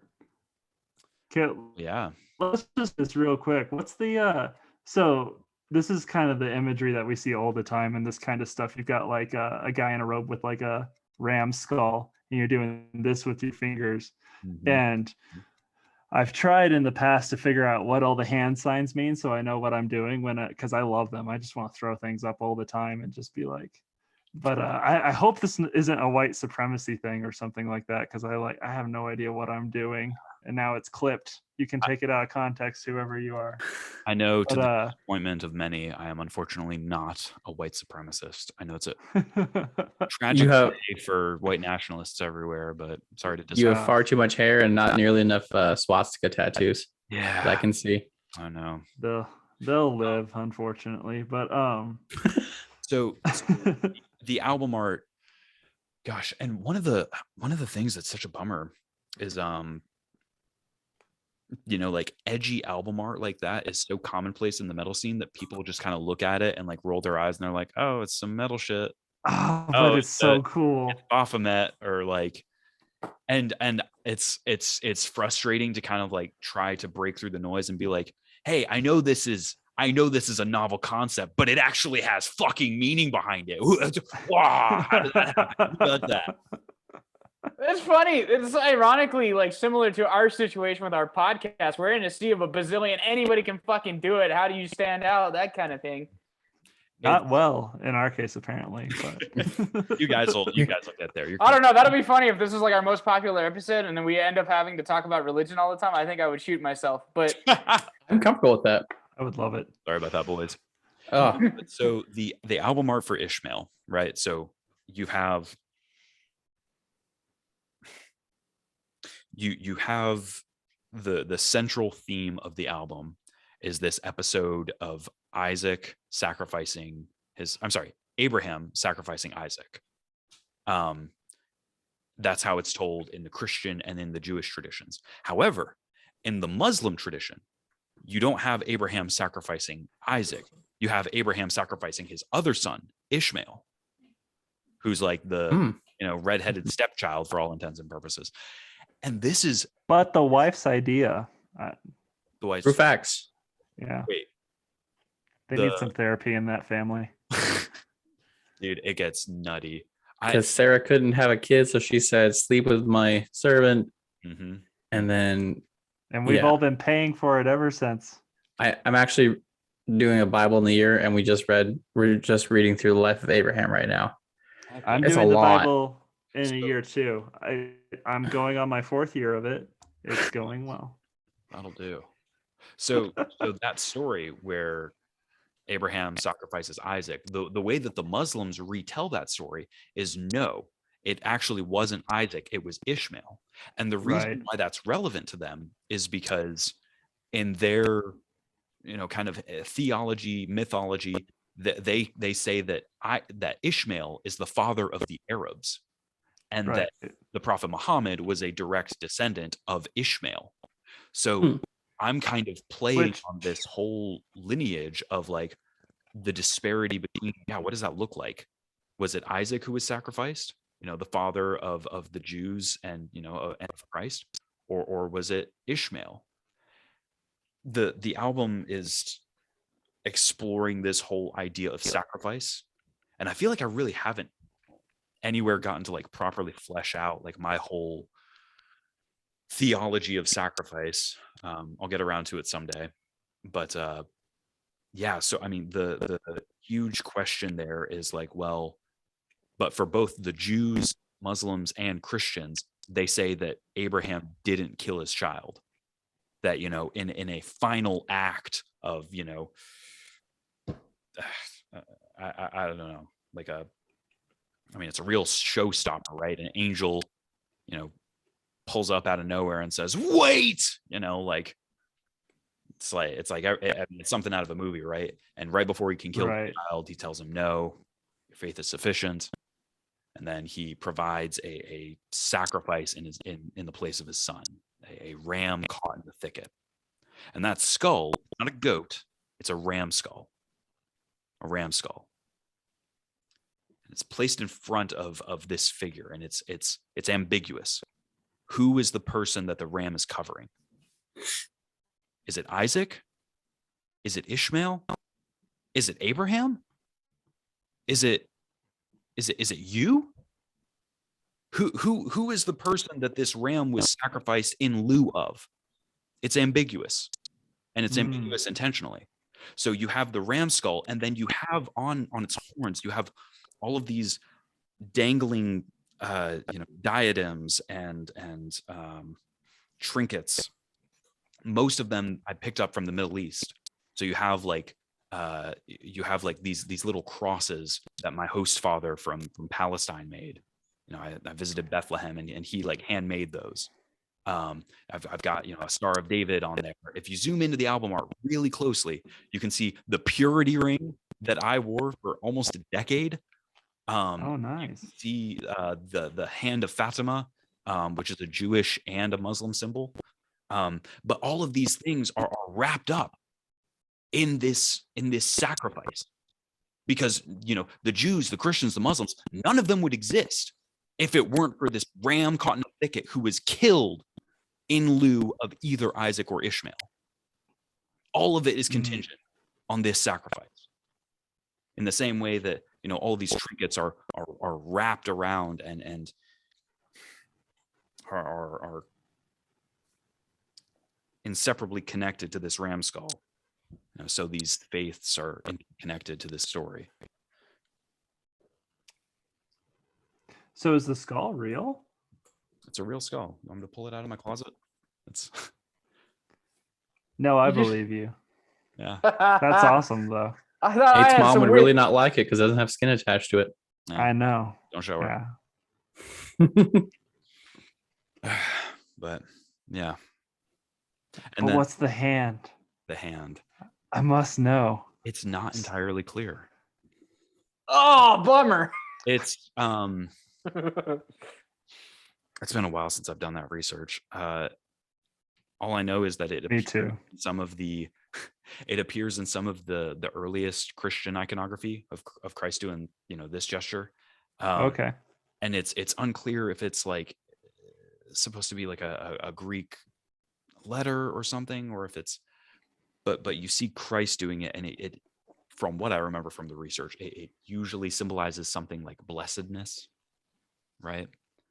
And so the person holding the ram skull is blessed in some mysterious.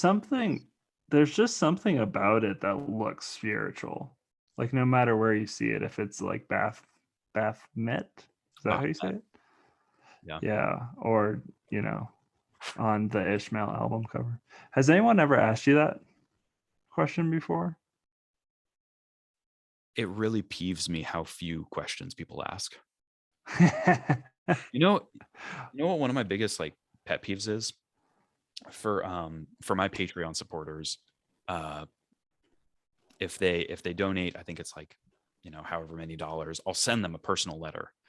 And I would take a good chunk of time, and I would make what looks like an ancient manuscript, something that looks like, oh, I just found this in like the Nag Hammadi library, they like unearthed it from the sands of Egypt. But I would make like a custom handmade Christian manuscript in Greek. And so I would like make it look like it was, just freshly excavated. Oh, I love this stuff. This is why I always buy hard copy Demon Hunter albums and stuff. So I would always make these for my Patreon supporters. And it's like, they get it in the mail, they open it up, there's a letter from me, and then there's this tiny scrap of paper that looks like it's 3,000 years old with this esoteric writing on it. Nobody has ever asked me, what does it mean? No. And it breaks my heart. All right, I'm gonna join your Patreon and I'm gonna get one. Just to say, what does it mean? Speaking of Patreon, are you still good on time, Jared? I'm still good on time. All right, but before we do that, well, I'm on 2 hours of sleep. If I was gonna quit, I would have done it already. Polar Bear, we're all good to do the Patreon tonight. Yeah, I'm just hoping between starting a new one or whatever, I can eat some more of my chicken nuggets because I haven't eaten all day and they're just sitting here taunting me. So we're actually going to do a Bear Attack Radio with Jared. Yes. What were you going to say, Oceans? Yeah, but before we do that, Jared, before we end the regular podcast episodes, we always ask each other this: what are we loving, boys? Dudes, right now I am loving Chick-fil-A sauce. Mm-hmm. Like I just found it in like the bottle, and I've put it on everything. Yes. The other day we had leftover night, and I had chicken Alfredo with Chick-fil-A sauce mixed into it, and it was a game changer. I also put like 4 cheese, the stuff in the bag, shredded cheese on it. I gotta tell you, it was some good stoner food. Dude, that stuff scares me. I like if I had a bottle of Chick-fil-A sauce, that's opening Pandora's box, man. It's game over. You can put it on anything. It's automatically more delicious. I might even try liver and onions again with Oh, Chick-fil-A sauce.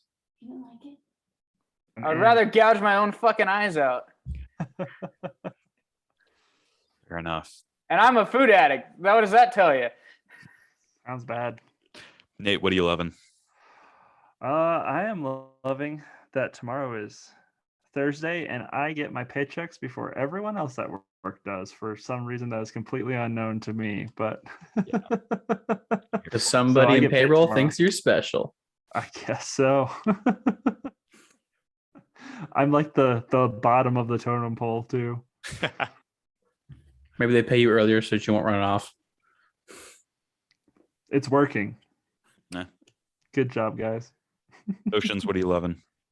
I'm loving listening to live albums for one. Ooh. I just listened to AC/DC's live album from '91. Oh, so good. Hot take. And then of course Styx and REO Speedwagon, my like bass bands that got me started. And then just live albums, man. I'm digging it, and we're going to a live show tomorrow, so I'm sure you guys will hear that on the podcast. So Heck yeah, man. yeah. I'll take the long night. Jared, what are you loving? I'm loving that this weekend I'm going to Chicago to go and hang out with all of my buddies from Wheaton. Nice. Yeah, all of my college roomies and the dorks that we hung out with. Hell yeah. We love us some dorks here. Oh yeah. Oh yeah. Oh, Chicago. Go for the sights. Stay because you got murdered. That's So I think I'm flying into Chicago, right? But then we're driving to Wisconsin to one of our friends' lake houses. nice. Man, yay for people that actually have money. Wow. Hey, I'm not mad about it. I think that lake houses are a lot like the boats that live at them. It's better to have friends with them than to have your own. Yep. Mm. Friends with benefits has a this is the truer meaning of that euphemism. Yeah. I have friends with boats, and they have me, who's the friend with a sandcar. Sandcar, what is that? Like to go to the dunes and stuff. I have a razor. A dangerous machine. Oh, dude, that's Actually the razor's way safer.